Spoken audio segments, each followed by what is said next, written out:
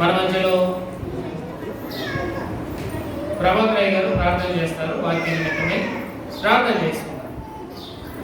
అందరం తల నుంచి కలుపుసినట్టే ప్రార్థించుకుందాం.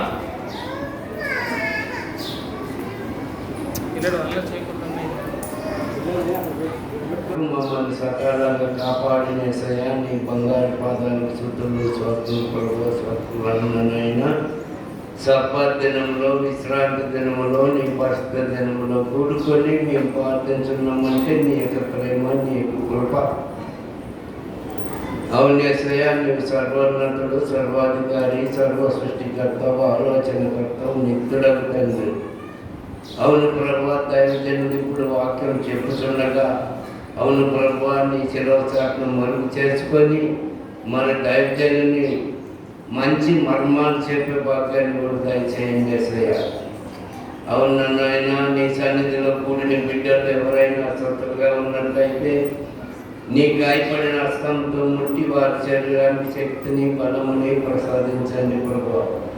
అవును యేసయ్యా, మా సంఘములు కూడా ప్రభువా మరి నీ సన్నిధికి రాక ఇంత దగ్గర ఉన్నానేమో ప్రభు, వారికి మనసు మార్చండి. నీ సన్నిధికి వచ్చి నీ సన్నిధిలో కూడుకొని నిన్ను చుట్టించి నడిపించే భాగ్యాన్ని కూడా దయచేయండి ప్రభు. అవునేసయ్యా, గుంటి వారినే మంగైననేమి దళితులనేమి హాస్పిటల్లో ఉన్న వారిని కూడా నీవు దీవించండి, ఆశీర్వాదించండి ప్రభు. అవునైనా మేమైతే పాపలం తండ్రి, ఈ పాపని కరుణించుము, కాపాడుము, దీవించుము, ఆశీర్వాదించుమని యేసు నామమున ప్రార్థించున్నాము తండ్రి. ఆమేన్. మంచిది. మరి సమయంలో మరొకసారి ప్రభు యేసుక్రీస్తు నామములో మీ అందరికీ 75వ స్వాతంత్ర దినోత్సవ శుభాకాంక్షలు. ఈనాడు మన భారతదేశము స్వాతంత్రం పొందుకొని 75 సంవత్సరాలైంది. 74 సంవత్సరాలు కంప్లీట్ చేసుకుని 75వ సంవత్సరానికి అడుగు పెడుతున్నారు. భారతదేశం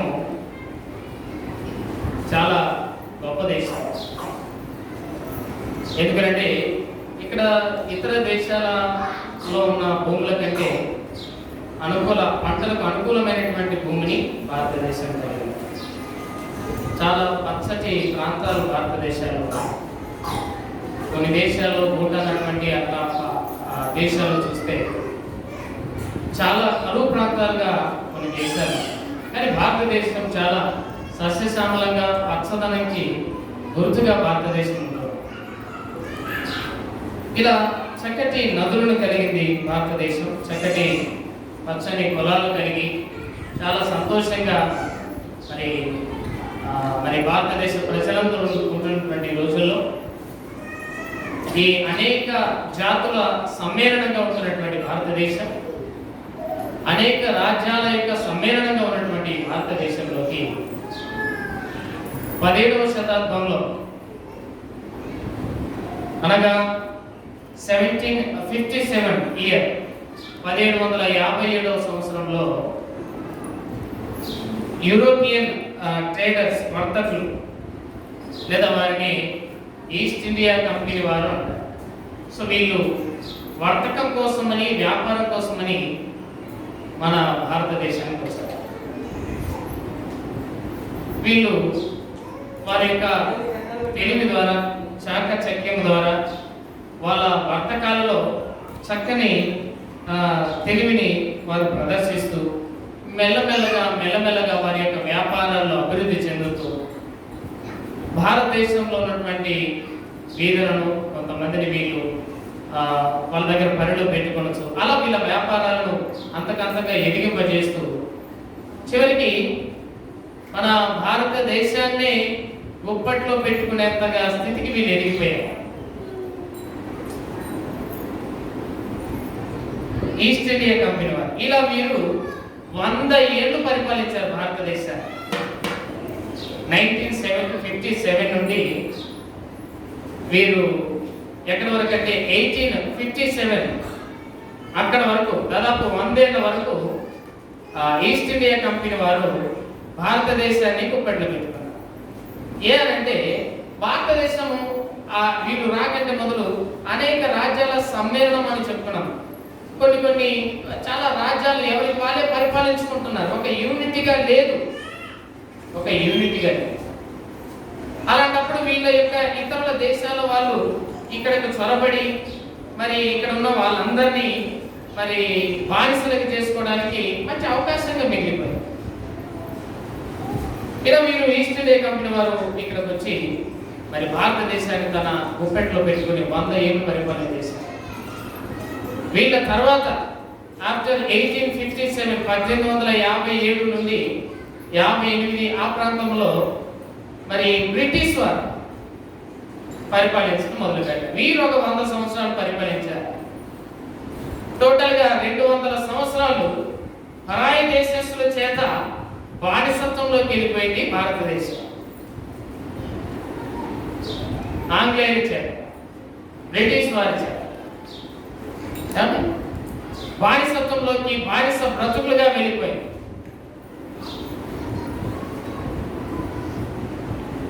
చాలా విచిత్రమైనటువంటి ఆచార సంప్రదాయాలు భారతదేశం కలిగి ఉంది.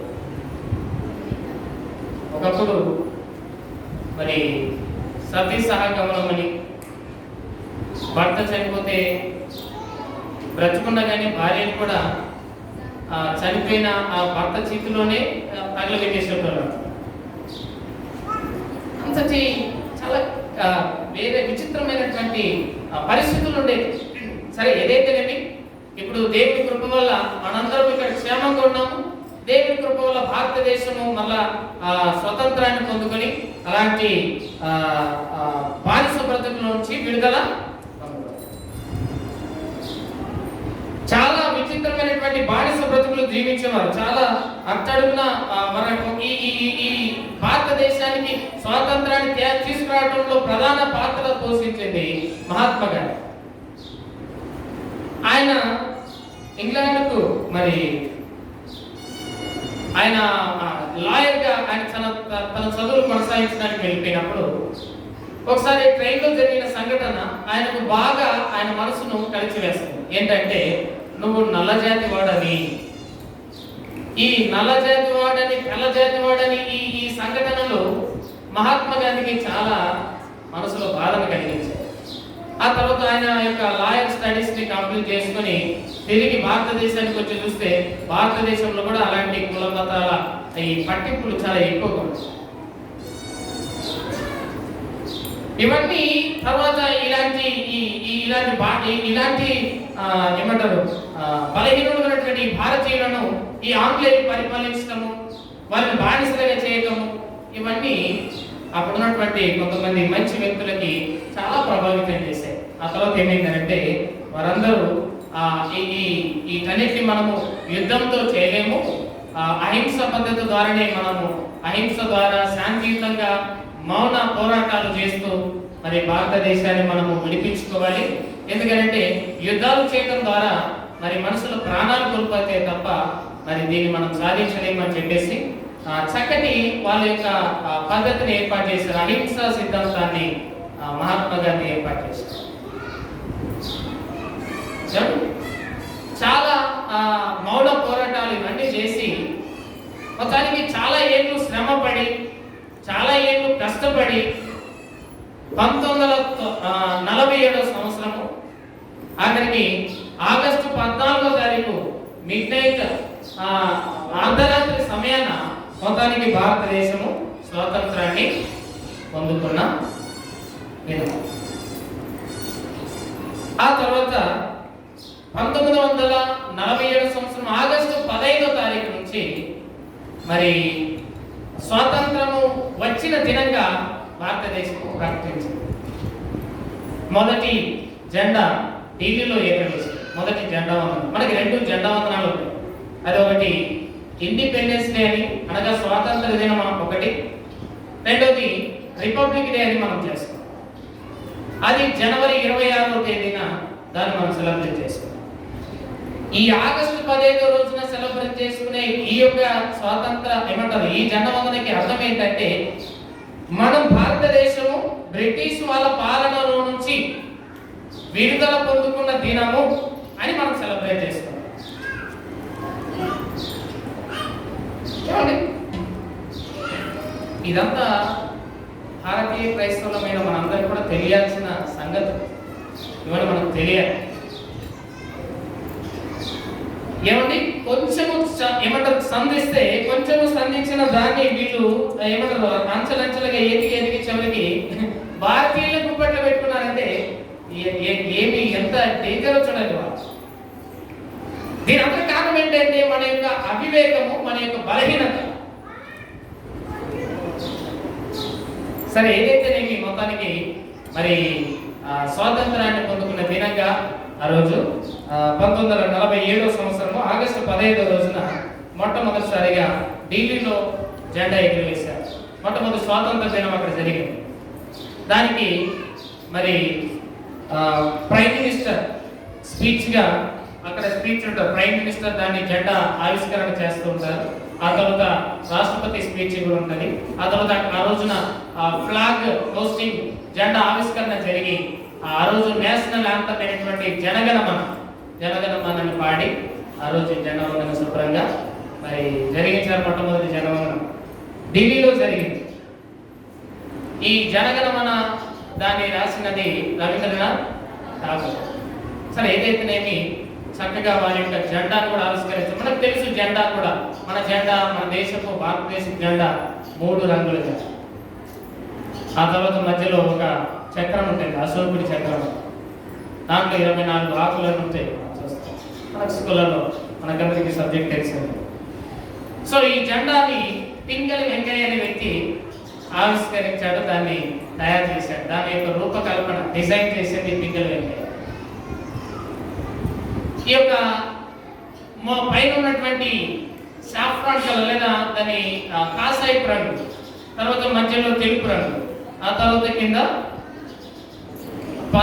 ఆకుపచ్చ రంగు, ఈ 3 త్రివర్ణ పతాకంగా ఆయన దీనిని రూపొందించారు. పైన ఉన్నటువంటి మరి కాసాయిపు రంగు త్యాగానికి మరి మన దేశ సామర్థ్యానికి ప్రతీకగా, మధ్యలో ఉన్నటువంటి తెలుపు రంగు శాంతియుతానికి నిజాయితీకి ప్రతీకగా, కింద ఉన్నటువంటి ఆకుపచ్చ రంగు మన యొక్క దేశ సస్యశ్యామలానికి పచ్చదనానికి గుర్తుగా వారు దీన్ని ఏర్పాటు చేశారు.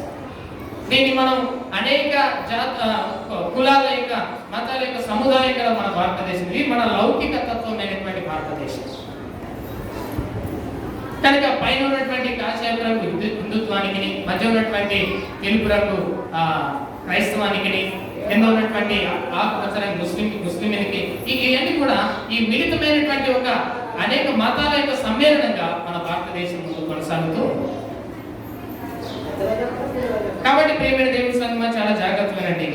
ఇలా భారతదేశం స్వాతంత్రం పొందుకోవడానికి ఎంతో మంది ఎన్నో రకాలుగా కృషి చేశారు. అందులో మనకి ముఖ్యంగా కొన్ని పేర్లను మనం ఈ రోజు మన పిల్లలు బడ్డకి అయితే కొన్ని పేర్లు చెప్పుకుంటారు.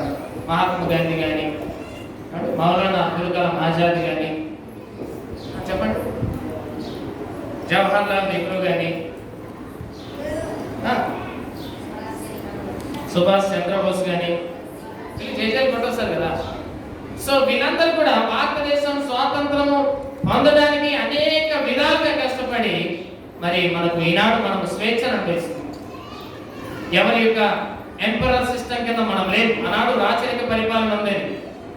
రాచరిక పరిపాలన అంటే ఒక రాజు, ఆ తర్వాత అతని కుమారుడే, ఆ తర్వాత అతని కుమారుడు, ఇలా వాళ్ళే పరిపాలించాలి. కానీ ఇప్పుడు మనం పొందుతున్నాయి, మనము ఏమి పొందుకుంటున్నాం అంటే డెమోక్రసీని అనగా ప్రజాస్వామ్యాన్ని మనం పొందుతున్నాం. ప్రజాస్వామ్యం అంటే ప్రజల చేత ఎన్నుకోబడింది, ప్రజలే ఎన్నిక చేసేది, ప్రజలే పరిపాలించేది రాజ్యము ఈనాడు మనకు వచ్చింది. అందుకే ఈ ఎలక్షన్ సిస్టమ్ అనేది వచ్చింది, ఓటు వేసే ఈ సిస్టమ్ వచ్చింది. ఇంత స్వేచ్ఛ మనం అనుభవిస్తున్నామంటే ఒకనాడు గొప్ప వాళ్ళు, మన దేశంలో ఉన్న గొప్ప వాళ్ళు చేసిన త్యాగ కృషి ఫలితంగా మనం ఈనాడు స్వేచ్ఛని అనుభవిస్తున్నాం. మహాత్మా గాంధీ ఈ జెండా ఆవిష్కరణ రోజు కానీ లేకపోతే స్వాతంత్ర దినం గురించి కానీ ఆయన ఒక మాట చెప్తున్నాడు. ఏంటంటే ఒక స్త్రీ అర్ధరాత్రి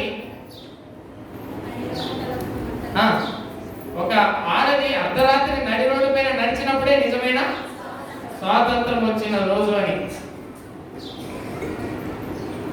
సరే, ఇప్పుడు భౌతికంగా లేకపోతే మనకి కనిపించే విధంగా మన భారతదేశం అన్ని విధాల స్వాతంత్రాన్ని పొందుకున్నది. ఇప్పుడు చాలా బాగా వర్ధిల్లుతున్నది, చాలా మంచిగా ఇంతవరకు చాలా అన్యోన్యమైన దేశంగా, లౌకిక తత్వమైనటువంటి దేశంగా మన దేశం ఇప్పటి వరకు కొనసాగుతుంది. చాలా బాగుంది, పరిస్థితులు బాగున్నాయి, అన్ని బాగున్నాయి. మన దేశాన్ని దేవుడు బాగా ఆశీర్వదించాడు కూడా చెప్పాలంటే. కొన్ని దేశాల్లో తిండి కూడా లేని దేశాలు ఎన్నో ఉన్నాయి. మన దేశం చక్కగా వ్యవసాయానికి ప్రతీకగా ఎంతో ప్రాధాన్యత పొందుకుంది. చక్కని నదులు కలిగి ఉంది, ఎంతో చక్కటి పచ్చని ప్రదేశాలు కలిగి ఉంది. చాలా గొప్పగా ఉంది భారతదేశం. Very good. మరి ఇటువంటి దేశంలో మనం పుట్టిన మనము మన దేశం కొరకు ఎంతో ప్రార్థించే వారిగా ఉండాలి. దేవుని బిడ్డల మీద దేని కొరకు ప్రార్థించాలి? ఇంతవరకు దేశం భౌతికంగా స్వాతంత్రాన్ని పొందుకున్నది, చాలా చక్కగా అన్ని విధాల స్వాతంత్రాన్ని పొందుకొని చాలా ఫెసిలిటీస్ ని కలిగి ఉన్నది. ఇప్పుడు మనకు కావాల్సింది, మన దేశానికి, మన భారతదేశానికి కావాల్సింది ఏంటంటే మరొక స్వాతంత్రం ఏంటంటే, ఇంకొక స్వాతంత్రం ఏంటంటే, ఇప్పుడు మనం దాని గురించి కొన్ని విషయాలు మనం చర్చించుకోవాలి జాగ్రత్తగా. మహాత్మా గాంధీ ఒక మాట చెప్పాడు. ఏంటంటే, ఒక ఆడది అర్ధరాత్రి నడి రోడ్డు పైన నడిచినప్పుడే నిజమైన స్వాతంత్రాన్ని పొందుకున్నట్టు. మనకు చాలా రకాలైనటువంటి మతపరమైనటువంటి ఒత్తిడి కూడా ఉండేటువంటి ఈ మాట మీరు గమనించాలి. కానీ అది స్వతంత్రానికి సమస్య. మనం రిపబ్లిక్ డే రోజు దాని గురించి మనం ఎక్కువ చెప్తాం. ఈ అగ్రకులాల వాళ్ళు మాత్రమే పాలించుతారు. దళితులు కానీ నిమ్న జాతి వాళ్ళు కానీ ఉంటే వాళ్ళని కింద అణగదొక్కేటోళ్ళు. ఈ పరిస్థితులు ఒక ఆయన్ని కలిసివేసింది. ఆయనకే అంబేద్కర్, డాక్టర్ బిఆర్ అంబేద్కర్. ఆయన ఈనాటి పరిస్థితులన్నీ, ఈ కుల మత వ్యవస్థలన్నీ పోగొట్టి చివరికి మనం జనవరి 26వ రోజున రిపబ్లిక్ డే సెలబ్రేట్ చేసుకునే ఆ దినాన భారత రాజ్యాంగాన్ని, కాన్స్టిట్యూషన్, ఇండియన్ కాన్స్టిట్యూషన్ అమలులోకి వచ్చిన దినంగా దాన్ని మనము సెలబ్రేట్ చేసుకుంటాం. ఇలా భారతదేశం ఒకప్పుడు అగ్రకులాల వారి యొక్క ఆధిపత్యంలో కూడా, వారి యొక్క బానిసత్వంలో కూడా బ్రతికింది. గొప్ప కులాల వాళ్ళే పరిపాలించడం అన్నిటికీ. ఈ నిమ్న జాతి వాళ్ళు కానీ, తక్కువ కులస్తులను కానీ పురుగుతో సమానంగా చూసేవారు. కానీ ఇప్పుడు అలాంటి పరిస్థితి లేదు. విరాళ ప్రేమ దేవుని సంగమా, జాగ్రత్త వినాలి.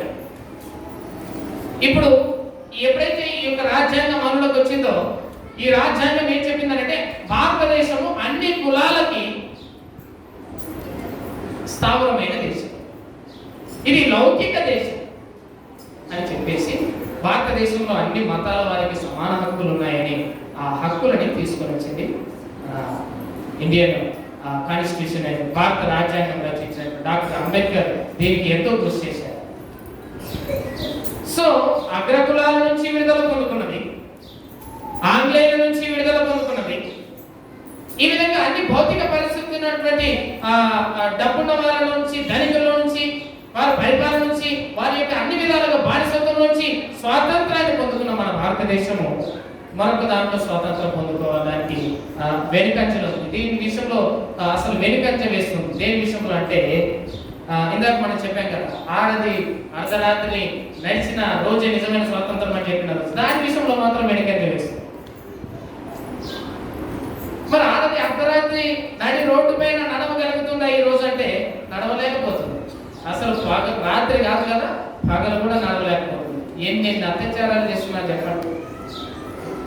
ఎన్నెన్నో మోహపు చూపులు జరిగి ఆడవాళ్ళని ఏమంటారు, వ్యభిచారం పేరుతో ఏమంటారు పాడు చేసి కళ్ళల్లో ముళ్ళ కంపలలో పడేసే రోజులు ఇవి.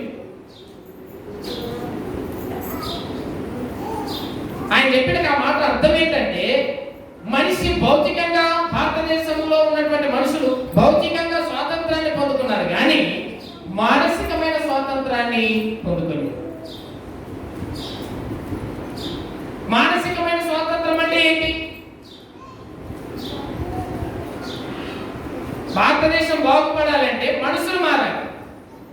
భారతదేశం మారాలంటే మనుషులు మారాలి, మనుషులు మారాలంటే మనిషిలో ఉన్న మనసులు మారాలి. మనసు మారాలి.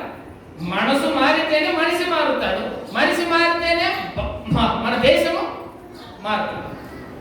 ఎందుకంటే దేశం అంటే మట్టి కాదు, దేశం అంటే మనుషులే. గురజాడ అప్పారావు చెప్పినట్టు. కాబట్టి మనసులు మారాలి. మనసులు మారితేనే మనసులు బాగుంటేనే మనుషులు బాగుంటారు. మనుషులు బాగుంటేనే ఆడది అర్ధరాత్రి నడి రోడ్డు పైన నడవాలి. కాబట్టి మనసులు చెడిపోయాయి. ముఖ్యంగా మన భారతదేశం భౌతికంగా స్వాతంత్రాన్ని పొందుకున్నది, కానీ ఆధ్యాత్మికమైన స్వాతంత్రాన్ని పొందుకున్నది. నాకు చాలా మంది ఈ యొక్క ఆధ్యాత్మికమైనటువంటి స్వాతంత్రం లేని ప్రజలు ఎంతో మంది. కొంతమంది ఈ ఆధ్యాత్మిక స్వాతంత్రాన్ని పొందుకున్నారు. అంటే ఏంటి అని అంటే పాపానికి బానిసలైపోయారు, మనసులు చెడిపోయాయి. చెడిపోయిన మనసులో నుంచి ఎవరు విడిపించగలరు? భౌతిక సంబంధమైనటువంటి భారతదేశాన్ని విడిపించడానికి మహాత్మా గాంధీ ఉన్నారు, డాక్టర్ బిఆర్ అంబేద్కర్, వీళ్ళంతా మనం చెప్పిన ఎంతో మహానుభావులు ఎంతో మంది ఉన్నారు. వాళ్ళందరూ విడిపించారు. కానీ పాడైపోయిన మనసులో నుంచి, ఈ పాడైపోయిన మనసు పాపానికి బానిసైపోయింది. పాపానికి బానిసైన ఈ మనసును ఎవరు విడిపించలేకపోయారు. పాపానికి బానిసైనటువంటి మనసును మార్చగలిగింది ఈ లోకంలో ఎవరు లేకపోయారు. ఎందుకంటే ఆ పాపాన్ని తీసివేయాలంటే పాపము లేనివాడే ఉన్నారు. పాపము లేనివాడే పాపాన్ని తీసివేయగలరు. ఎంతో మంది భూమిపైకి వచ్చారు, కానీ పాపాన్ని ఎవరు తీసివేయలేకపోయారు. ఏంటంటే ప్రతి వాళ్ళలో పాపం కలిగి ఉన్నది.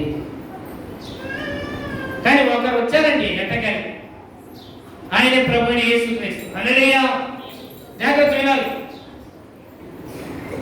ఈయన ఏం చేశాడంటే మనసును మార్చడానికి వచ్చాడు. మనుషులను మార్చడానికి కాదు, ఆచారాలు మార్చడానికి కాదు, సాంప్రదాయం మార్చడానికి కాదు, మతాన్ని మార్చడానికి కాదు. ఈయన వచ్చింది. ఇందాక మనం పాట పాడాము, క్రైస్తవం అనేది మతం కాదు, ఇది మార్గము అని. యేసయ్య వచ్చింది మతాన్ని మార్చడానికి కాదు, మనసులను మార్చడానికి వచ్చాడు. ఏ మనసుల్ని? పాపానికి బానిసైన మనసుల్ని. ఈనాడు మనం జన్మవందనం ఎగరేసుకునే, మనం సెలబ్రేట్ చేసుకుంటున్నాం. వెరీ గుడ్, శబాష్. తప్పే కాదు. ఒకప్పుడు ఒక డేంజర్ వ్యక్తుల్లో నుంచి ఈనాడు మనం స్వేచ్ఛను తీసుకున్నాం, అది మంచిదే. మరి దీని గురించి ఆలోచించే నీవు ఏనాడైనా నీవు బానిసగా ఉన్నామని నీ బానిసత్వం గురించి ఎప్పుడైనా ఆలోచన చేసావా? ఏమంటారు, నీ వ్యక్తిగతమైనటువంటి బానిసత్వం గురించి ఎప్పుడైనా ఆలోచన చేసావా? ఈనాడు ఎంతో మంది ఆలోచన చేయలేదు. వ్యక్తిగతంగా పాపం చేసే ప్రతి వాడు పాపానికి దాసుడు. ఈ పాపం ఒకనాడు ఆదాములో ప్రవేశించిన ఈ పాపము, ఇది మనల్ని ఈ విధంగా పాపము మనలో కొంచెంగా మొదటిగా ఏ మనిషి మొట్టమొదటిగా మొత్తం పాడుగాడు, కొంచెంగా పాడేస్తాడు. ఆ తర్వాత చివరిగా మొత్తం బానిసైపోతాడు. బానిస అంటే దాని అర్థం ఏంటంటే ఆ పరిస్థితుల్లో నుంచి తేరుకోలేకపోవటం, వారి యొక్క శక్తి దాంట్లో నుంచి, శక్తి ప్రభావం నుంచి బయటికి రాలేకపోవటం. వినాలి ప్రేమిడి దేవుని, ఏ విధంగా ఈ స్థితిని కప్పిన వారు కొంచెంగా ఇందులోకి ప్రవేశించి మెల్లమెల్లగా అంత ఆధిపత్యం పొందుకుని చివరికి ఆ భారతదేశాన్ని పరిపాలించే స్థితికి ఎదిగిపోయారో, ఆ విధంగా ఏ విధంగా వారు ఆ విధంగా మన భారతదేశాన్ని ఆ విధంగా భ్రష్టు పట్టించారో, ఆ దిశగా పాపం కూడా వినాలి జాగ్రత్తగా. ఈ పాప మనుషులు ఈ ఆంగ్లేయుల కంటే, ఈస్ట్ ఇండియా కంపెనీ వారి కంటే మొదలుగానే మనిషికి ఈ పాపం అనే బానిసత్వంలో ఉన్నాడు. పాపం చేసే ప్రతివాడు పాపానికి దాసుడు అని వాక్యం సెలవిస్తుంది. ఒక్కొక్క మనిషి ఒక్కొక్క రకమైన పాపానికి బానిస అయిపోయాడు. వినాలి ప్రేమైన దేవుని సంగమా, ఈ లోకంలో ఈ భూమి పైన దాదాపు 250 దేశాల పైన, 250 కంటే పైన దేశాలు ఈ భూప్రపంచం పైన. అందులో మనదొక దేశం భారతదేశం. సరే, ఇప్పుడు మన భారతదేశం మారాలంటే మనుషులు మారాలంటే మనుషులు మారాలన్న సంగతి తెలుసుకున్నాం. ఇప్పుడు ఆ మనసును మార్చేది ఎవరు? ప్రశ్న. ఈ మనసు పాపంతో చెడిపోయింది, పాపానికి బానిసైంది. దీని నుంచి ఎవరు విడిపించలేకపోతున్నారు. చెడిపోయి మనసు చెడిపోయింది, అందుకే మనిషి చెడిపోయారు. మనిషి చెడిపోవడం వల్ల దేశం పాడైపోతుంది. నిజంగా ఈనాడు జరిగే దేశంలో అరాచకానికి, అక్రమాలకి, దౌర్జన్యాలకి, రకరకాల పాపాలకి కారణం ఏంటంటే చెడిపోయిన మనసే. ఈ దురాశలు చెడిపోయిన మనసులో నుంచి వచ్చేస్తున్నాయి. దురాశ గర్భం ధరించి పాపమును కలగా పాపం పరిపక్వమై మరణాన్ని. నరహత్య ఎక్కడ జరుగుతుంది మొదటి అంటే మనసులో. వ్యభిచారం ఎక్కడ జరుగుతుంది మొదటి అంటే మనసులో. అసూయ ఎక్కడ జరుగుతుంది? మనసులో. ఇక డిఫరెంట్ కైండ్స్ ఆఫ్ సిన్స్ అన్ని కూడా, రకరకాల పాపాలన్నీ కూడా చెడిపోయిన మనసులోంచి పుడుతున్నాయి. చెడిపోయిన మనసు పాపానికి బానిసైంది. పాపానికి బానిసైన ఈ మనసును ఎవరు విడిపించగలరు చెప్పండి? అందుకని ఎవరు కూడా పాపానికి, వాళ్ళు అందరూ కూడా అందరూ పాపం చేశారు. భూమిపైకి వచ్చిన ప్రతి మనిషి పాపం చేశారు. ఏలైనగా ఏ భేదం లేదు. అందరూ పాపం చేసి దేవుడు అనుగ్రహించిన మహిమను పొందలేకపోతున్నారు. దేశాన్ని విడిపించగలిగారు, కానీ పాపం బానిసైనటువంటి మనసును విడిపించలేకపోయారు. అప్పుడు దేవుడే మానవుడిగా పుట్టి పాపము లేని పరిశుద్ధుడైన యేసయ్య ఎవడే ఆనాడు ఆ బెత్లెహేములో పుట్టిన ఆయన మతాలు మార్చడానికి రాలేదు, ఏమంటే ఆచారాలు సాంప్రదాయాలు మార్చడానికి రాలేదు. పాడైపోయిన మనసును బాగు చేయడానికి వచ్చాడు. హల్లెలూయా. పాడైపోయినటువంటి బానిసత్వంలో ఉన్నటువంటి పాపానికి బానిసత్వంలో ఈ మనసుల్ని, ఈ బానిసత్వం నుంచి, పాప బానిసత్వంలో నుంచి విడుదల చేయడానికి, స్వతంత్రము తీసుకురావడానికి వచ్చాడండి. ఈ శుభవార్త అనేక దేశాల్లో ఎంతో మంది అలా ఆయన ఇచ్చినటువంటి ఆ యొక్క స్వేచ్ఛ, ఆ స్వాతంత్రం ఏమిచ్చాడు? ఆయన ఏం స్వాతంత్రం తెచ్చాడనంటే పాపము నుంచి విడుదల, పాపం నుంచి స్వాతంత్రం తీసుకువచ్చాడు. పాపానికి బానిసైన మన బ్రతుకుల్ని స్వతంత్రంలోనికి తీసుకొచ్చాడు, అనగా స్వేచ్ఛలోనికి తీసుకొచ్చాడు. అలా మొదలైన ఆయన మార్గం ఇలా మన వరకు వ్యాపించింది. జాగ్రత్తగానండి, క్రైస్తవులైన మనందరం కూడా ఈ విషయం చాలా జాగ్రత్తగా గమనించాలి. ఎప్పుడు కూడా మనది మతంగా భావించకండి. క్రైస్తవం అనేది మతం కాదు, ఇది పరలోకానికి చేర్చే మార్గము. పాడైపోయిన మనసుని మార్చేది. క్రైస్తవమైన మనం మతాన్ని కాదు మార్చాల్సింది, సాంప్రదాయాన్ని కాదు మార్చాల్సింది. మనం మార్చాల్సింది ఏంటంటే మన భారతదేశంలో ఉన్న పాడైపోయిన మనసులని మార్చగలరు. ఒక వ్యక్తి తాగుడికి బానిసాడు, మరొక వ్యక్తి వ్యభిచారానికి బానిసాడు, మరొక వ్యక్తి దొంగతనానికి బానిస అయిపోయాడు, మరొక వ్యక్తి నరహత్యానికి బానిస అయిపోయాడు, మరొక వ్యక్తి రౌడీజానికి బానిస అయిపోయాడు, మరొక వ్యక్తి ప్యాకాటికి బానిస అయిపోయాడు, మరొక వ్యక్తి జూదాలకు బానిస అయిపోయాడు. ఏమంటారు? పందెములు వేసేది. ఇలా రకరకాల వాటికి ఒక మనిషి ఏదో ఒక పాపానికి బానిసత్వం వస్తున్నాడు. ఇప్పుడు యేసయ్య ఏం చేశాడంటే పాపం నుంచి విముక్తి కలిగించాడు. మన బాప్తిసం తీసుకున్నామంటే దాని అర్థం ఏంటంటే మన పాప బానిసత్వ బ్రతుకుల నుంచి విడుదల పొందుకున్నాము. మనకి స్వాతంత్రం వచ్చిన రోజుని. ఏ రోజు? నువ్వు బాప్తిసం తీసుకున్న రోజు. యేసయ్య రక్తంలో నువ్వు కడగబడిన రోజు నీకు పాపములోంచి విడుదల కలిగిన రోజు. హల్లెలూయా. పాపం నుంచి విడుదల పొందిన మనం, స్వాతంత్రాన్ని పొందుకున్న మనం, స్వేచ్ఛను పొందుకున్న మనం, ఇప్పుడు మనం ఏం చేయాలంటే అనేక మంది మన చుట్టూ ఉన్న భారతీయులైన సహోదరులు ఎంతోమంది ఉన్నారు. వాళ్ళు మతం పుస్తకం చూడకండి, వాళ్ళు వేరే కులస్తులని చూడకండి. పాడైపోతుంటే వాళ్ళకు ఈ సువార్త చెప్పాలి. అయ్యా, ఈ పాడైపోయిన బ్రతుకు నుంచి దేవుడు విడిపించగలడు. నీ బానిస బ్రతుకు నుంచి మనం ఏం చేయాలంటే ఒక తాగుడికి బానిసైన వ్యక్తిని మనసును మార్చాలి. మనిషిని కాదు, వేషం కాదు మనం మార్చాల్సింది, మనసును మార్చాలి. వినాలి. పేమెంట్ ఏమి ఒక వ్యభిచారి అయిన వాడిని మార్చాలి. వ్యభిచారం చేయకుండా ఒక త్రాగులకు బానిస అయిన వాడిని మార్చాలి. త్రాగుబోతుతనంగా అతను ఉండకుండా ఒక నరహత్యకు బానిస అయిన వాడిని మార్చాలి. అతను నరహత్యను చేయకుండా. అలా మార్చాలంటే మొదటిగా మనం మారాలి. ఇది పెద్ద సమస్య. ఇది ఒక పెద్ద బాధ్యత మన పైన ఉన్నది. పెద్ద బాధ్యత ఉంది. ఈ స్వాతంత్ర దినాన్ని దేవుడు ఆధ్యాత్మిక స్వాతంత్రం గురించి మనతో ఏదో మాట్లాడుతున్నారు. వినాలి ప్రియమైన దేవుని, మన భారతదేశం అంతా కూడా ఎలా కావాలంటే ఏ పాపము లేనటువంటి వారిగా తయారవ్వాలి. అప్పుడే నిజమైన స్వాతంత్రం. ఏ పాపము చేయకుండా స్వేచ్ఛను కలిగి పరిశుద్ధతను కలిగి జీవించినప్పుడే నిజమైన స్వాతంత్రము. మహాత్మా గాంధీ చెప్పిన రీతిగా నిజమైన స్వాతంత్రం అప్పుడు పొందుతున్నాం. మనము పాపం లేకుండా యేసయ్య రక్తంలో మన పాపాలను తీసివేసుకున్నాం అనుకోండి, ఒక స్త్రీని మోహపు చూపుతో చూడము. ఒక వ్యక్తిని నరహత్య చేయము, మరొక వ్యక్తిని దొంగిలించము. ఆజ్ఞల్లో ఇవన్నీ కూడా నరహత్య చేయము, దొంగిలించము, పొరుగువారి మీద అబద్ధ సాక్ష్యము పలకము, పొరుగువారిది ఏదైనా కూడా ఆశింపము. ఇవన్నీ చేస్తాం. దీనంతటి కారణం ఏంటంటే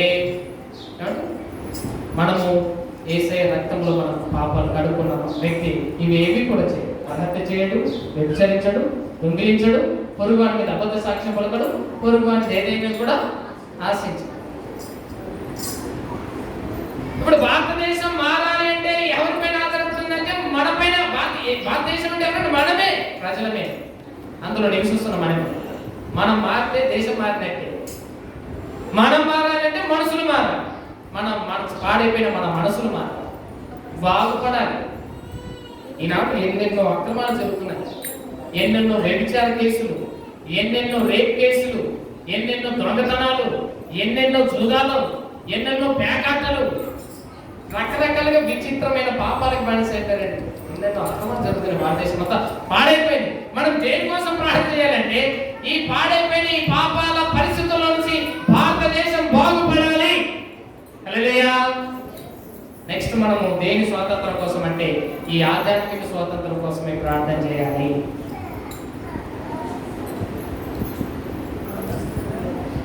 ఈ ఆధ్యాత్మికమైనటువంటి స్వాతంత్రం తీసుకొచ్చింది ఒక యేసయ్య మాత్రమే. హల్లెలూయా. ఈ మాట గమనించాలి. పాపాన్ని తీసివేయడానికి ఎవరు ప్రపంచంలో ఎంతమంది వచ్చారు, కానీ ఎవరు చేయలేకపోయారు. ఎవరు పాపం నుంచి విడుదల చేయలేకపోయారు. ఒక యేసయ్య మాత్రమే పాపం నుంచి విడుదల చేశాడు. ఆయన మన పాపాల కోసమే కల్వరి శిలువలో చనిపోయాడు. మన పాపాలు ఆయన పైన వేసుకొని సమస్త లోకానికి రక్షకుడుగా నిలిచాడు. అందుకోసమే ఆయన పుట్టాడు. ఆయన ఎందుకోసం పుట్టాడనంటే ఆధ్యాత్మికమైనటువంటి బానిసత్వం నుంచి, బానిసత్వంలో పాప బంధకంలో చిక్కుబడినటువంటి ప్రజలను, పాపులను విడిపించడానికి ప్రభువు అయిన యేసుక్రీస్తు లోకానికి వచ్చాడు. అందుకే మనం చూస్తాం మత్తయి సువార్తలో ఆయన పుట్టినప్పుడు గాబ్రియెల్ దూత సెలవిచ్చిన మాట ఏంటంటే, ఇదిగో ఈ బిడ్డ లోక పాపములను ఈయన విడిపిస్తాడు కాబట్టి ఈయనకి యేసు అని పేరు పెట్టాడు. యేసు అనగా రక్షకుడు, యేసు అనగా విడిపించేవాడు, యేసు అనగా విమోచించేవాడు, యేసు అనగా స్వతంత్రాన్ని ఇచ్చేవాడు అని చెప్పాలి. సింపుల్ గా చెప్పాలి. హల్లెలూయా. ఇది ఎక్కడి నుంచి రక్షిస్తున్నాడంటే పాపం నుంచి రక్షిస్తున్నాడు. హల్లెలూయా. ఈయన ఏమి విమోచించాడంటే పాప బానిస బ్రతుకులోంచి విమోచన తీసుకొచ్చాడు. ఈ మాట గమనించండి ప్రేమ. భౌతికమైన స్వాతంత్రాన్ని తీసుకురావడానికి ఎంతో మంది మనుషులైన మహానుభావులు ఎంతో మంది ప్రయాసపడ్డారు. కానీ పాపాన్ని తీసివేయడానికి మనుషులు ఎవరి వల్ల కాలేదు. అందుకే దేవుడే దిగి వచ్చాడు. ఈ మాట గమనించాడు.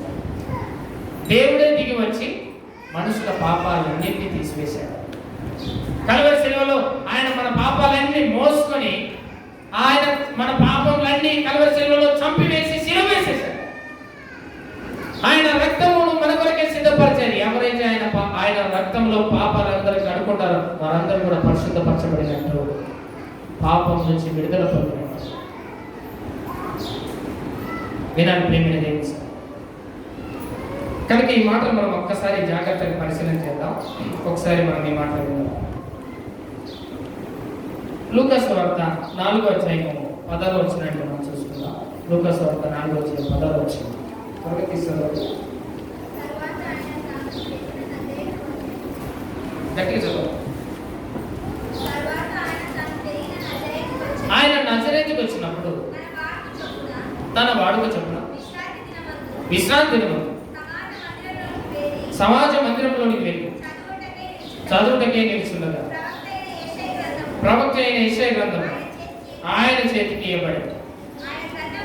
ఆయన గ్రంథమును విప్పగా ప్రభు ఆత్మ నా మీద ఉన్నది, బీదలకు సువార్తను ప్రకటించుటకే ఆయన నన్ను అభిషేకించారు. చెరలో ఉన్న వారికి విడుదలను, గురుటి వారికి చూపును, నలిగిన వారిని విడిపించుటకును ఆయన నన్ను పంపానని ఆయన గురించి రాయబడినటువంటి మాటలని ఆ రోజు నజరేతు గ్రామంలో ఆయన దేవాలయంలో వాడుక చొప్పున చదవడానికి వచ్చిన వాక్య భాగాన్ని చదివాడు. ఇది మనం యెషయా గ్రంథం 61వ అధ్యాయంలో ఈ వాక్య భాగాన్ని మనం చూస్తాం. 61లో ఉన్నటువంటి ఆ వాక్య భాగాన్ని యేసుక్రీస్తు ప్రభువారు నజరేతులో చదువుతున్నప్పుడు ఆ వాక్య భాగం వచ్చింది. ఇదిగో ప్రభు ఆత్మ నా మీద వచ్చినది, వీధులకు సువార్త ప్రకటించటకును, చెరలో ఉన్న వారిని విడిపించటకును నేను వచ్చానని. ఆ మాటలు చెప్పిన తర్వాత ఇది నా గురించే చెప్పబడిందని అక్కడ ఉన్న ప్రజలతో అన్నారు. ఏమండి, ఆయన ఎందుకు వచ్చాడు అంటే చెరలో ఉన్న వారిని విడిపించడానికి. ఏ చెర అంటే పాపము చెర, పాపం అనే చెర, పాపం అనే బంధకం, పాపం అనే జైలులో నుంచి విడుదల తీయడానికి ఆయన వచ్చాడు. నశించిన దానిని వెనక్కి రక్షించడానికే ప్రభువు యేసుక్రీస్తు లోకానికి వచ్చాడు. ప్రియమైన దేవుని సంగమా, జాగ్రత్త గమనించండి. ఇప్పుడు మనం ఈ మాటలు వింటున్న మనమే క్రైస్తవ బిడ్డలమైన మనమే ఒక్కసారి మనం పరిశీలన చేసుకుందాం. నిజంగా ఇతరులైతే కేవలం భౌతిక సంబంధమైన స్వాతంత్రాన్ని పొందుకున్నారు, భారతదేశంలో హ్యాపీగా ఉన్నారు. ఓకే, చాలా మంది ఆధ్యాత్మికమైన స్వాతంత్రాన్ని పొందుకోలేదు. ఒకసారి మనం కూడా మన ఆత్మ మనస్సాక్షిగా ఒకసారి మన పైన చేయి వేసుకొని ఒకసారి మీరు బాగా ఆలోచన చేయండి. నువ్వు కూడా నిజంగా స్వతంత్రాన్ని పొందుకున్నావా లేదా అనే విషయాన్ని మనం గ్రహించాలి. లేకపోతే నువ్వు కూడా ఏదో ఒక పాపానికి బానిస బ్రతుకులో ఇంకా ఉన్నావా ఆలోచన చేయండి. నువ్వు ఇంకా ఏదైనా పాపం లేని బానిసత్వంగా ఆట ఆడిస్తున్నదా? లేకపోతే ఈ స్వాతంత్రం బయట వాళ్ళకి కాదు, మొదటిగా నీకే అవసరం. హల్లెలూయా. నువ్వు ఒకవేళ దేవుని బాప్తిసం పొందుకున్న నీవు ఇంకా బీడీ తాగుతున్నావు అనుకోండి, నువ్వు బీడీ అనే బానిసత్వం కింద ఉన్నావు. తెలుసా నీకు అవసరం? ఒకసారి యేసయ్య సత్యము మనుషులను స్వతంత్రులుగా చేయమని ఈ మాటలు చెప్తూ వెళ్ళిపోతున్నాడు. అక్కడ ఉన్న శాస్త్రుల పరిచయం ఏమన్నారంటే, మాకు స్వతంత్రం ఏమవసరం, మేము అబ్రహాము సంతానం, మేము ఎప్పుడు దాసులమయ్యాము అని అన్నారన్నమాట. చూడండి ఒక మాట, ఆ మాట మనం చూస్తాం. యోహాను సువార్త 8వ అధ్యాయం 31వ వచనం. యోహాను సువార్త 8వ అధ్యాయం 31వ వచనం త్వరగా తీస్తారు. కాబట్టి యేసు తనను నమ్మిన యూదులు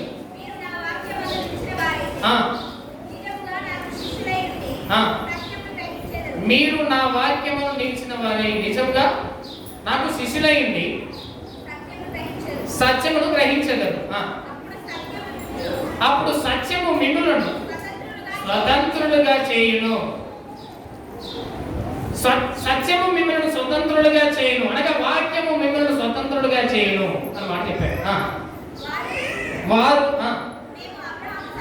అప్పుడు ఆ మాటలు విన్నటువంటి వాళ్ళు ఏమన్నారంటే, మేము అబ్రహాము సంతానము కదా, మేము ఎన్నడూ ఎవరికి దాసులమై ఉండలేదే, మీరు స్వతంత్రులుగా చేయబడతారని ఎలా చెప్పుచున్నావు అని యేసయ్యను క్వశ్చన్ చేశారు. వీళ్ళ పని ఏంటంటే క్వశ్చన్ చేయడమే. మొత్తానికి అయితే ఆయన ఉన్న వాస్తవాలు చెప్తున్నాడు. మొత్తానికి రకరకాల ప్రశ్నలు వేసి ఆయన్ని విసిగించాలి. ఏమండి, మీరు ఏమంటున్నారంటే, మేము అబ్రహాము సంతానం కదా, మేము ఎక్కడ దాసత్వం ఎవరికి దాసులమయ్యాము, ఎప్పుడు దాసులమయ్యాము? నువ్వు స్వతంత్రం అని చెప్తున్నావు, స్వతంత్రం పొందులని చెప్తున్నావు. మేము ఎందుకు స్వతంత్రం? మేము ఎప్పుడు దాసులమయ్యాము, ఎవరికి దాసులమయ్యాము? ఎప్పుడు కూడా దాసులం కాలేదు కదా. మీరు నిజంగా చెప్పాలంటే ఫస్ట్ అబద్ధం చెప్పారండి ఇక. ఎందుకంటే అబ్రాహాము సంతానమైనటువంటి ఇశ్రాయేలు ప్రజలు ఎప్పుడు బానిసత్వంలోకి వెళ్ళలేదా? వెళ్ళారు. ఎప్పుడెప్పుడు వెళ్ళారు చెప్పండి? ఇశ్రాయేలీయులు బానిసత్వంలో ఉన్నారా లేదా? ఉన్నారు. బానిసలుగా బ్రతుకులు కొనసాగించారా లేదంటే వాళ్ళు బానిసలుగా ఉన్నారు. ఎక్కడెక్కడ ఉన్నారు చెప్పండి. కొంచెం చాలాసార్లు చెప్పుకున్నాం కదా.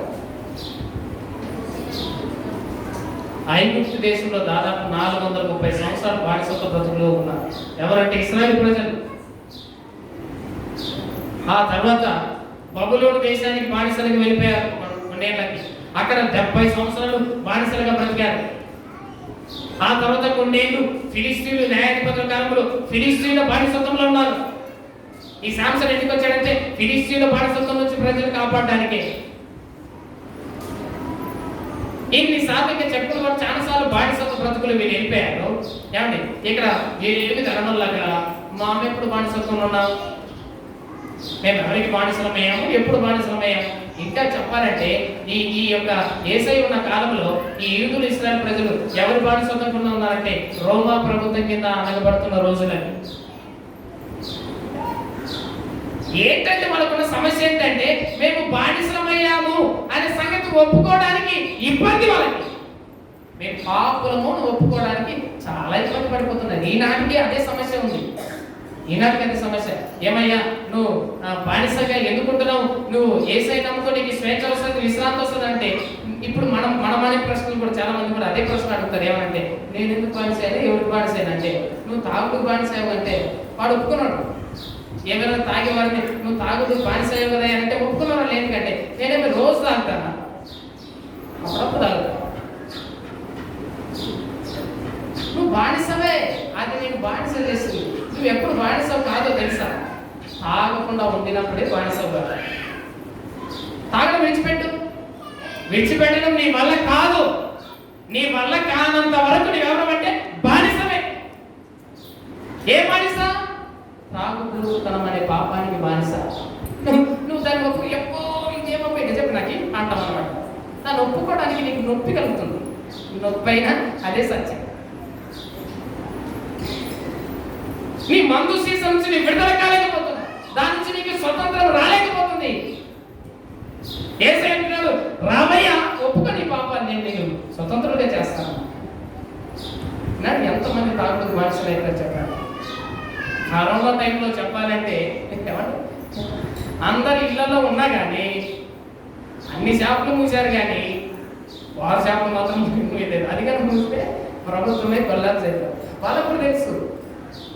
ఏంటంటే భారతదేశంలో లేదా ముఖ్యంగా తెలంగాణలో కానీ మన ఆంధ్రలో కానీ ఎక్కువగా తాగుబోతులు ఎక్కువైపోయారు. వాళ్ళకు ఒప్పుకోరు. మేము వీళ్ళలాగా ఎవరు మన శాస్త్ర పరిచయలాగా మేము బానిస, మేమెందుకు బానిసలతో అంటారన్నమాట క్వశ్చన్ వేస్తారు. వాస్తవంగా బానిసలు అయిపోయారు. తెలియదు వాళ్ళకి. తెలియకుండానే వాళ్ళ జీవితాన్ని సాతాను బానిస చేసేసుకున్నాడు. జాగ్రత్త గమనించాలి. మరి కొంతమంది వ్యభిచారానికి బానిస అయిపోయారు. అది ఒప్పుకున్నారు. ఇదైతే బయట కూడా పడరు. కొంతమంది లోపల జరిగిస్తుంటారు. చాలా డేంజర్. నేను వ్యభిచారిని అని ఒప్పుకోవడానికి భయం. అంటే పాపం వ్యభిచారం చేయడానికి ఎంతో ధైర్యం వస్తుంది. ఒక స్త్రీని మోహం చూస్తూ ప్రతి వాడు హృదయం ముందు అప్పుడే వ్యభిచరించిన వాడు. వ్యభిచారం చూపుతో చూసినా కానీ నువ్వు వ్యభిచారం చేసినట్టే. ఎన్నిసార్లు వ్యభిచారం చేయలేదు లెక్కన పెట్టి చెప్పండి. ఇప్పుడు మనం ఎంతమంది వ్యభిచారాలు ఉన్నామో తెలుసా? భయం వేస్తుంది కదా ఇలా చెప్తే. నిజమే, భయం వేసిన నొప్పి కలిగించిన ఇదే సత్యం. హల్లెలూయా. జాగ్రత్త గమనించాలి. ప్రేమని దేవుని సంగతి. దేవుని మందిరానికి వస్తున్న నీవు, దేవుని బిడ్డమైన నీవు, యేసయ్య రక్తంలో కడగబడుతున్న నీవు మరలా నీ మోహపు చూపు మానకపోతే ఇంకా నీవు వ్యభిచారం అనే బానిసత్వంలోనే ఉన్నావు. నువ్వు అంగీకరించినా అంగీకరించకపోయినా ఇదే సత్యం. ఈనాడు చాలా మంది ఈ ధూమపానానికి బానిసలైపోయారు. వీడికి సిగరెట్కి బానిసలైపోయారు. చాలా మంది అడిగితే ఏమయ్యా దీన్ని విడిచిపెట్టమయ్యానంటే ఇది విడిచిపెట్టి నాకు తికరేసినట్టు అయిపోతుంది సార్, పిచ్చిపెట్టినట్టు అయిపోతుంది సార్. నేను అన్నం లేకుండా ఉండగలను కానీ వీడి లేకుండా ఉండలేను. అట్లా ఎంత బానిసత్వం చేసేసిందో చూడండి. ఏ పెద్ద ఒక వీడి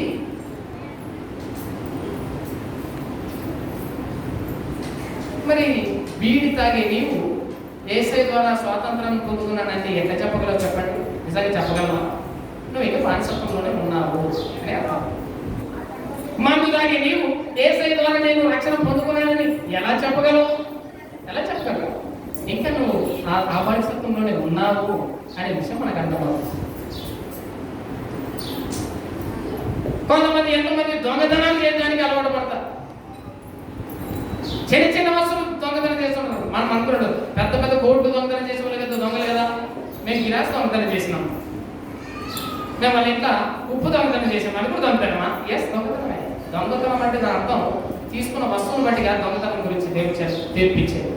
నువ్వు దొంగతనం చేసే మనసు ఉందా లేదు? నీకు అవకాశం లేక ఉప్పు దొంగతనం చేసావు, అవకాశం ఉంటే లక్షలు కూడా దొంగతనం చేస్తావు. ఈ మాట గమనించావు కనుక నీవు చిన్నదైనా పెద్దదైనా దొంగవే. అది ఒక వంకాయ దొంగతనం చేసిన దొంగవే. ఏదైనా దొంగనే.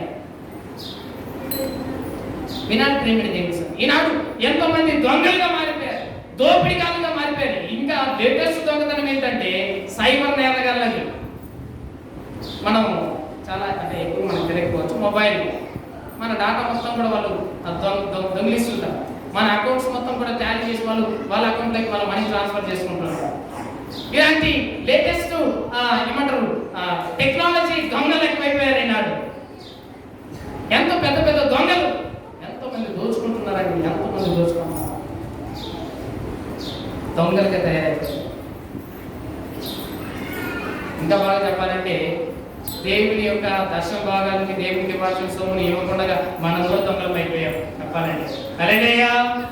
అందుకే మన గ్రంథం 3వ అధ్యాయం అంటాడు, మీరు ఏమంటారు నాకు ఇవ్వాల్సిన దాన్ని మీరు ఇవ్వకుండా నా దగ్గర నుంచి దొంగిలించారు. మేమెప్పుడు దొంగిలించామని చెప్పొచ్చు అంటారంట మన డైలాగ్.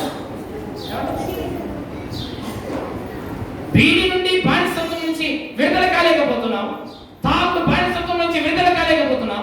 ఎంతో మంది ఉన్నారన్న బయట వాళ్ళకి అందరినీ మన సంఘంలోనే ఉన్నారు,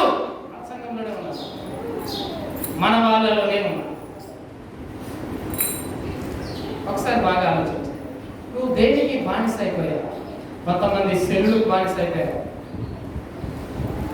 పబ్జీ అని రకరకాలు. ఈనాడు ప్రత్యేకంగా నేను అప్పుడప్పుడు స్నాప్స్ పెట్టి చూస్తే కొంతమంది పబ్జీకి బానిస అయిపోయి హాస్పిటల్ కూడా తయారైపోయినాయి. ఆ పడుకున్నప్పుడు కూడా ఇచ్చేట కలుస్తున్నాడు. అసలు ఎంత ఘోరం చెప్పండి.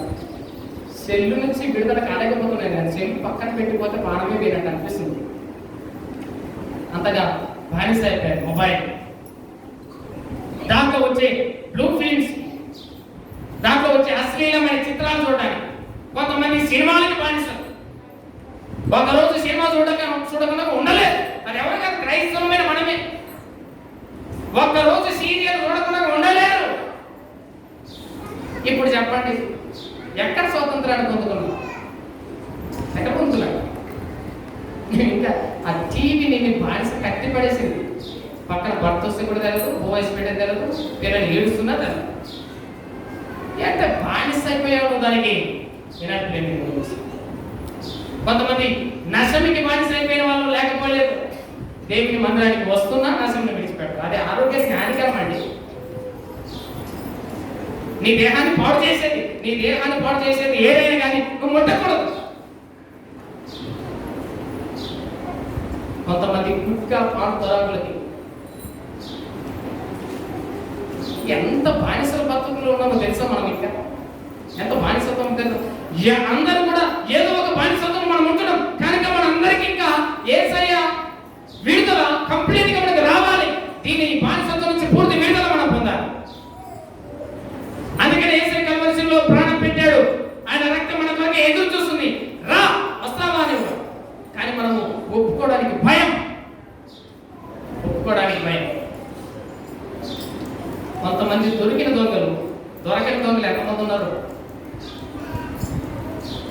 ఈ యేసయ్య దగ్గరకు ఒక వ్యభిచారంతో పట్టబడిన స్త్రీని తీసుకుని వచ్చారు. అక్కడ ఉన్న వాళ్ళందరూ కూడా ఈమె వ్యభిచారం చేసి రాళ్ళతో కొట్టాలి, చంపేయాలి అని చెప్పి ధర్మశాస్త్రం రకరకాలుగా చేశారు. యేసయ్య ఒకటే మాట అన్నాడు, మీరు పాపం లేని వాడు ఎవడో వాడి మోతగా నాయన సరికి అందరూ పాడేసి వెళ్ళిపోయారు. అంటే ఈమెమో పబ్లిక్ గా దొరికింది కాబట్టి పట్టుకొని వచ్చారు. యేసయ్య దగ్గరకు వచ్చేసరికి వాళ్ళే పట్టబడ్డారు.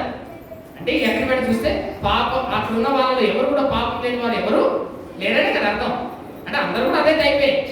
ఇప్పుడు చెప్పండి, ఎవరికి వాడే రాళ్ళతో కొట్టుకోవాలన్నమాట ధర్మశాస్త్రం ప్రకారం. కనుక పాపం లేని వాడు ఎవడూ లేడు. ప్రతి వాడు పాపం చేసి దేవుడు గురించి మహిమను పొందలేకపోతున్నాడు. అందుకనే మనకు ఇదంతా మనం రోమపత్రిక 8:19 కూడా చూస్తే సృష్టి అంతా కూడా పాడైపోయింది. ఈ సృష్టి ఎవరి కోసం ఎదురు చూస్తుందంటే దేవుని కుమారుల ప్రత్యక్షత కొరకు ఎదురు చూస్తుంది, ఆశగా తేర చూస్తుంది. ఎప్పుడైనా మంచి రోజులు వస్తాయా? ఎప్పుడైనా మనుషులు పాడైపోయిన మనుషులు మంచిగా మారగలరా? ఈ రోజుల కోసం ఎదురు చూస్తుందండి సృష్టి. ఎక్కడ మంచి రోజులు ఎప్పుడు వస్తాయి, ఎప్పుడు వస్తాయి, ఎప్పుడు వస్తాయి అని ప్రార్థన చేయడమే కదా. మొదలుగా మనం మారాలి. మనం మారితే మన పక్కన వాళ్ళు మారుతారు, మన సహోదరులు మారుతారు. ఈ విధంగా మన భారతదేశంలో అందరూ మార్చబడాలి. అందరూ మార్చబడాలంటే మతంలోకి కాదు. ఈ మాట చాలా జాగ్రత్తగా గమనించండి. మార్చాలి అంటే దాని అర్థం ఏమండి, మనసులు బాగుపడాలని, బ్రతుకులు మార్చుకోవాలని, పాపంలోంచి విడుదల పొందాలనేది ఈ ఉద్దేశం. అందుకని మతం మార్చాలని కదా. ఈ మాట బాగా గుర్తించుకోవాలి.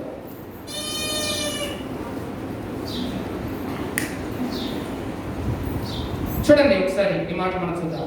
8వ అధ్యాయం యోహాను సువార్త 8:31 చూస్తే వాళ్ళు అన్నారు, మేము ఎప్పుడు బానిసలమయ్యాము. తర్వాత వచ్చిన అందుకే యేసు పాపము చేయి ప్రతి వాడును పాపమునకు దాసుడే అని మీతో నిశ్చయముగా చెప్తున్నానని యేసు చెప్పాడు. పాపం చేయి ప్రతి వాడు పాపమునకు దాసుడే. తర్వాత వచ్చిన దాసుడు ఎల్లప్పుడూ మీ ఇంటిలో వాసం చేయడు, కుమారులైన వారు మాత్రమే ఎల్లప్పుడూ ఇంటిలో వాసము చేస్తారు. తర్వాత వచ్చిన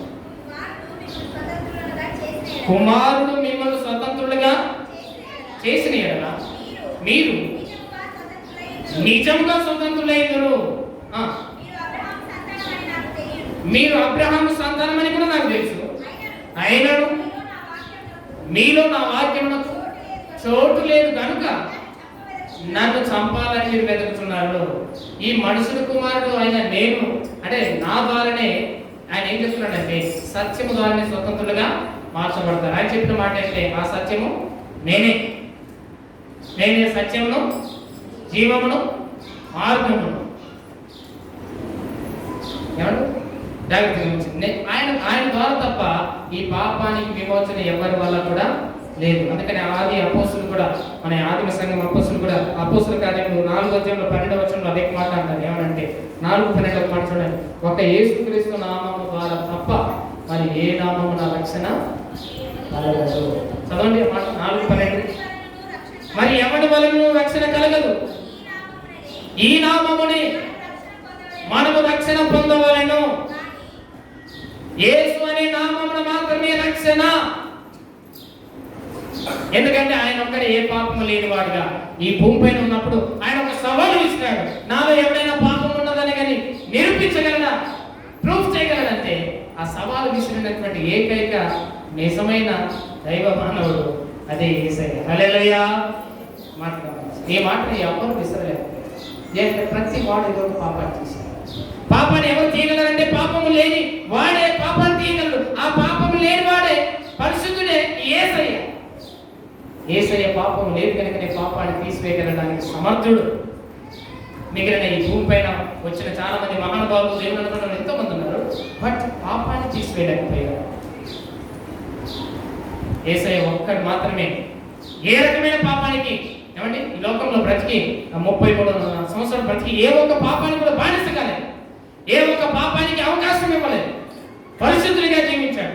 మాట చూపు నడవడి దగ్గర ఏమృతి అన్నింటిలో పరిశుద్ధుడిగా జీవించి మాదిరికరమైన జీవితాన్ని మనకు కూర్చుంటాడు. ఆయన మాత్రమే పాపాన్ని తీయగలిగిన సమర్థుడు. ఆయన మాత్రమే పాపాన్ని తీయగలిగిన సమర్థుడు. ఏమండి 34 వచ్చిన చదవమ్మా.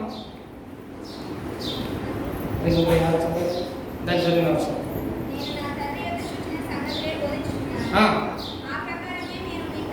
38వ వచనం చదవము. 38 34 చదవండి. పాపం చేయ ప్రతివాడు పాపమునకు దాసుడని మీతో నిశ్చయంగా చెప్తున్నాను అని చెప్పేసి కదా. పాపం చేసే ప్రతివాడే నాడు పాపానికి దాసుడు. కనుక దేవుని బిడ్డలమైన మనము పాపలమా నీతిమంతులమా? సింపుల్గా చెప్పండి, దేవుని బిడ్డలమైన మనము పాపలమా నీతిమంతులమా?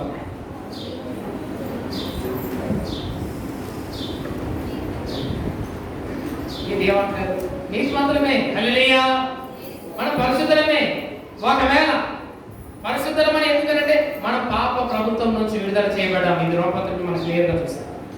ఇకపైన మనకి పాపం మన పైన ప్రభుత్వం చేయడానికి వీల్లేదు. ఎందుకంటే మన పాప బానిసత్వం నుంచి విడుదల పొందుకున్నాం. అయితే దేవుని పరిశుద్ధులమని పిలిపించుకున్న నీకు మరలా పాపం చేస్తే ఎలా సరిపోతుంది చెప్పండి? ఆలోచించలేదు. ఇప్పుడు మనలో పాప స్వభావం ఉంది. ఏమండి? పాపాలు చేస్తాం, వెంటనే మనం మళ్ళా దేవుని సన్నిధిలో వచ్చి మరలా ఒప్పుకోవాలి. దేవుని సన్నిధిలో మనం మరలా వచ్చి ఒప్పేసుకోవాలి. కొంతమందికి, చాలా మందికి డౌట్ ఉండొచ్చు, నేను పాపిని కదా అనే డౌట్. కానీ యేసయ్య రక్తం చేత కడగబడింది నీవు పాపిని కానే కాదు. బైబిల్ నువ్వు పరిశుద్ధులవు, నీతిమంతులవు. నీతిమంతులని పిలిపించుకుంటున్న మనము పాపం చేయడానికి ఇంకా ప్రయత్నం చేయకూడదు అన్నమాట. అదే చెప్తుంది వాడు. ఒకవేళ కొన్నిసార్లు పాపం చేసిన మళ్ళీ దేవుని సన్నిధికి వచ్చి దయచేసి మొదలుపెట్టుకొని ఒప్పుకునండి. పాపాన్ని ఒప్పుకోవడం ఎంతో శ్రేష్టం. ఒప్పుకొనకపోతే అది దేవుని ఉగ్రత తీసుకుని వస్తుంది. నీ పైన ఒప్పేసుకున్నాను. యేసయ్య రక్తం మన కొరకు ఎప్పుడు కూడా ఆయన విస్తారంగా మన కొరకు ఏమంటారు ఎదురు చూస్తున్నది. నిన్ను విడిపించడానికి బానిస బ్రతుకుల్లో వచ్చింది. కనుక జాగ్రత్తగా ఆలోచించండి. దేవుని పరిశుద్ధమైన బిడ్డలమని పేరు పెట్టుకుంటున్నాం మనం. మరలా పాపాలు చేస్తే ఎలా సరిపోతుంది? సమరయ స్త్రీ వచ్చింది, ఆమె వ్యభిచారానికి బానిస అయిపోయింది. వ్యభిచారం యేసయ్య ద్వారా ఆమె ఆ బానిస బ్రతుకులోంచి విడుదల పొందుకుంటారు. కొంతమంది సాతాను ద్వారా సాతాను మన కపర్నహూములో వ్యక్తి ఆ సాతాను ఆవరించి ఆ సాతాను బానిసలోకి అతను వెళ్ళిపోయాడు. సాతాను గుప్పెట్లోకి వెళ్ళిపోయాడు. వాడిని హాని చేసుకోవడము, లేకపోతే బట్టలు చింపుకోవడము, ఎల్లప్పుడు సమాధుల్లో ఉండిపోవడం. ఆ దేహం పాడైపోయింది. సాతాను యొక్క బానిసత్వంలో వాడు బ్రతుకుతున్నారు. ఈనాడు ఎంతో మంది అలాంటి సాతాను యొక్క బానిసత్వం బ్రతికే ఎంతో మంది జీవిస్తున్నారు. పాపం చేసే ప్రతివాడు పాపానికి దాసుడే, అనగా సాతానికి దాసుడే. సాతాను బంధకాల నుంచి విడిపించడానికి ఒక యేసయ్యకి మాత్రమే సాధ్యమైంది. ఆయనే నిజమైన దేవుడు. హల్లెలూయా. ఆయనే మనందరినీ లోకాన్ని రక్షించడానికి వచ్చిన లోక రక్షకుడు. రక్షకుడు ఆయనకి పేరు. ఆయనే శ్రేష్టమైన, ఉన్నతమైన, ప్రభావితమైన నామం యేసు అనే నామం. ఆ నామం తప్ప మరి ఏ నామంలో రక్షణ దొరకదు. ఈరోజు మనం చెప్పుకున్నది ఏంటంటే భారతదేశము ఇంకొక స్వాతంత్రాన్ని పొందుకోవాలి. అదే ఆధ్యాత్మికమైన స్వాతంత్రం గురించి మనం చెప్పాలి. ఆధ్యాత్మికమైన స్వాతంత్రం పొందుకోవటానికి మన అందరి పాత్ర కూడా చాలా అవసరం. దేవుని బిడ్డలమైన మనం ఖచ్చితంగా మన పాత్ర చాలా అవసరం. ఎందుకంటే మనమే మన భూతిగతంలో వరకు మనం సాక్షులు ఏంటని చెప్పాను. కనుక మనమే ఆయనకు సాక్షులంగా, మనం ఆయన యొక్క వారసులంగా ఉండాలి. మనకు మీరు బాగా గమనించాలి. తెలుసు దేవుని బిడ్డలమైన మనం స్వాతంత్రాన్ని పొందుకున్న మనం, పాపం నుంచి విడుదల పొందుకున్న మనం ఈ గుడ్ న్యూస్ని, ఈ శుభవార్తని ఇంకెంతమందికి బానిస బతుకులు ఉన్న వారికి ఎంతోమందికి తెలియపరిచి వారి యొక్క పాపం నుంచి విడుదల పొందిస్తే ఇంకా నీకంటే గొప్ప ధైర్యం ఇంకెవరో నాకు చెప్పండి. ఒక్కరినైనా మార్చగలిగా నీ బ్రతుకుల్లో ఈ పాపంలో బతకల నుంచి ఒక్కరినైనా మార్చగలిగా? ఒక్కసారి ఆలోచించండి.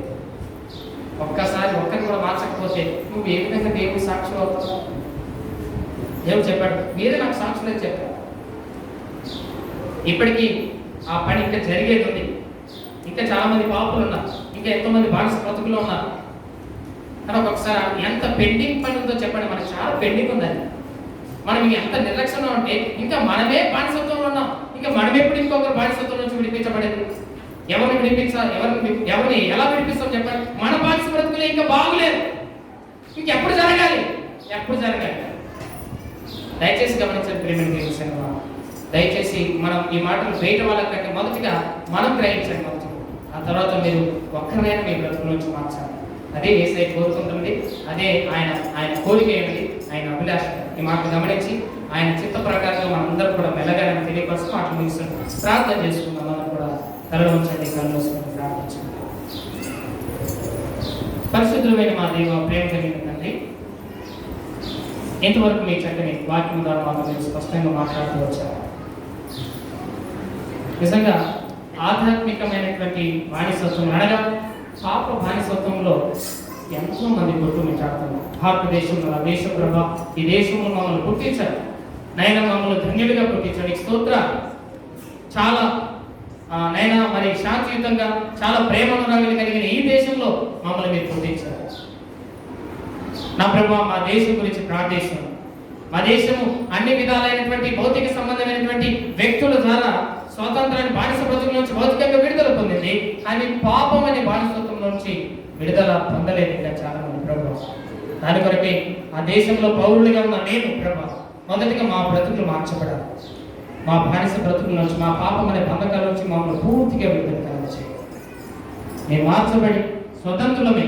ఈ స్వతంత్రతను నైనా ఎంతో మంది పొందుకోలేక ఉన్న వారికి మేము ఈ సువార్తను ప్రకటిస్తూ ప్రభా, మా జీవితంలో ఒక్క పాపినైనా, ఒక్క బానిస పాపానికి బానిసైన ఒక్క వ్యక్తినైనా మార్చగలిగే శక్తిని మాకు అందరికి అనుగ్రహించమని, అట్టి మీ కృప నాకు మా సంఘంలో ప్రతి ఒక్కరికి అనుగ్రహించి మహింపొందుతాను.